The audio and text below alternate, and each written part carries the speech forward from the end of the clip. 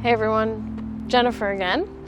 Today I want to talk to you guys about the Canon R6 that I'm filming on right now. I've been making a couple videos about this stuff lately, had a pretty good response. So now that I've been using the camera, I don't know, maybe for a month, I wanted to share some of my thoughts on it and what I'm doing with the camera. When I first picked up the camera coming from the EOS R, I was like, wow, some of these controls are quite different. It's going to take me a minute to get used to it.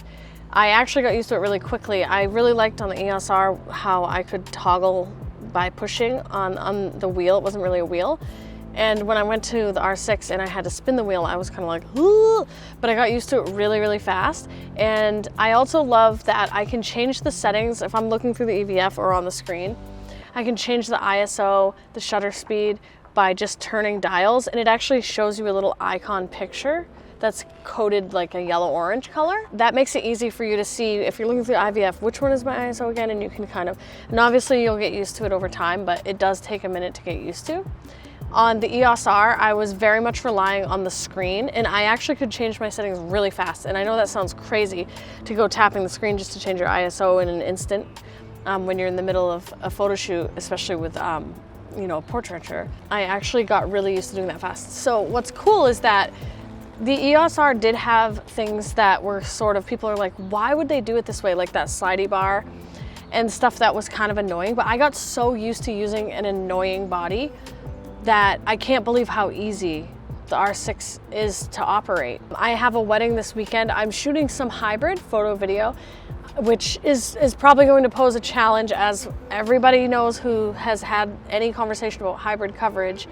You have to turn the dial on the top like pretty far from manual photo to video mode, which makes it, I wouldn't say impossible, but fairly implausible.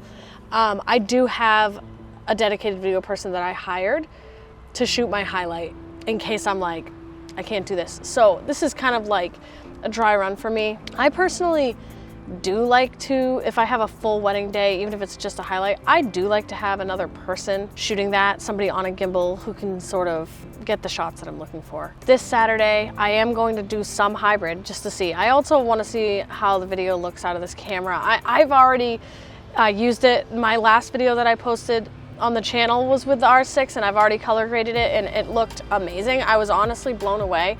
If you look back like even 2-3 videos, anything beyond that, I think I only did one video on the R6 so far, which was my last one. It just looks so much, I was blown away. I couldn't believe how much better the 4K was out of this camera as compared to the EOS R. So that's probably been the biggest benefit for me. I'm using currently Eric Floberg's LUTs that he released a few weeks back. I don't consider myself a person who's huge on color grading. I know enough to get by for sure. I was kind of looking for a more timeless look for my wedding films, but also just for my YouTube talking heads, because my coloring had been so inconsistent.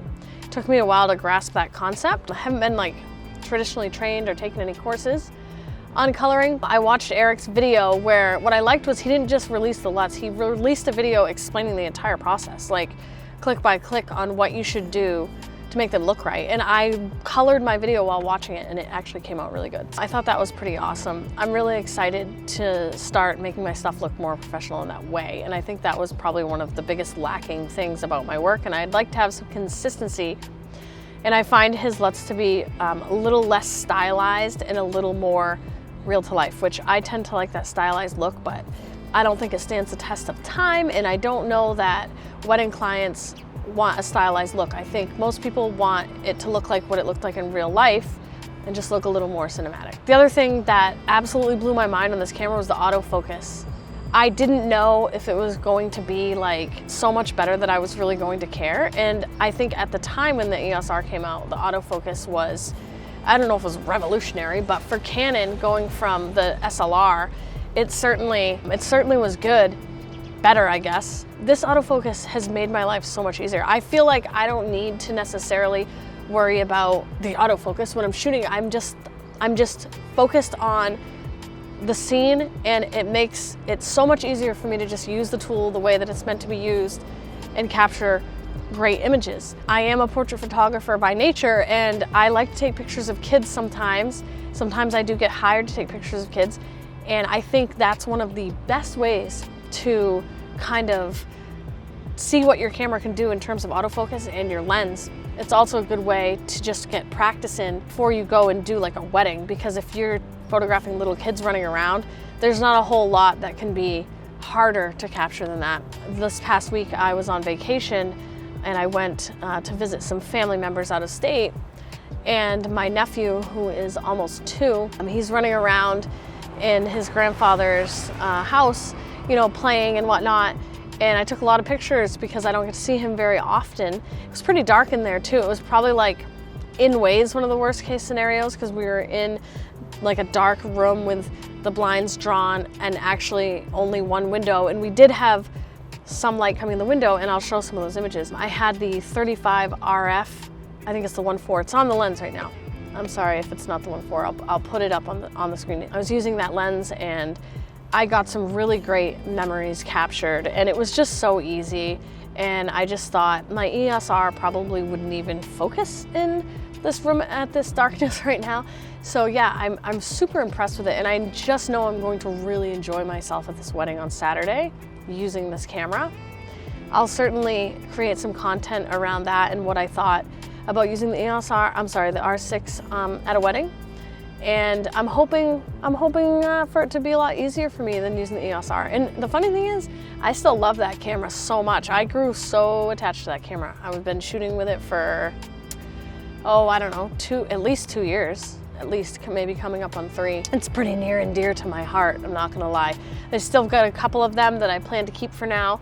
Part of me was thinking of selling those and buying another R6, but it's kind of nice to have a B&C cam going on, so I don't have to borrow anything from anybody. I'm always borrowing a 3rd camera from my mom when I'm doing weddings with video and stuff like that. Something that I did not mention about the hybrid that I actually heard Taylor Jackson say the other day. I didn't watch a lot of R6 videos when they came out. You're probably aware of this if you know anything about the R6, but I didn't have one, so I wasn't really watching. I heard him the other day mention that he's got his, I think, C3, which is next to the video button. It's not a button, but you know what I'm saying. On the scrolly, it's next to video. So he's set his manual photo settings on there. Instead of going all the way from M to the video icon, he's using C3. So he only has to go 1 notch. I haven't done it yet, but I intend to set that up probably today for that wedding. And I think as long as I can go pop and then record really fast,